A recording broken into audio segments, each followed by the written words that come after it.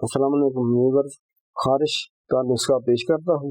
खारिश बहुत ही ढीठ किस्म की होती है, मज़ेदार भी होती है और ये तंग भी करती है। किसी महफिल में, मजलिस में ये रोज तंग करती है और आदमी खिजल हो जाता है, खारिश करने पर मजबूर हो जाता है। बहरहाल खारिश को खत्म करने का नुस्खा मैं पेश करता हूँ। दही आपने एक पाव ले लें, इसको धूप में रखें। जब खूब गर्म हो जाए तो सल्फर गंधक 10 ग्राम पीसी हुई इस दही में मिला लें और खारिश वाली जगह पर मिलाएं और खारिश वाली जगह पर इसका लेप कर दें, हल्के हल्के मालिश कर दें। अगर सर्दियां हैं तो दही को हल्की आंच पर रख कर जोश दें दही को और इसमें सल्फर मिला लें।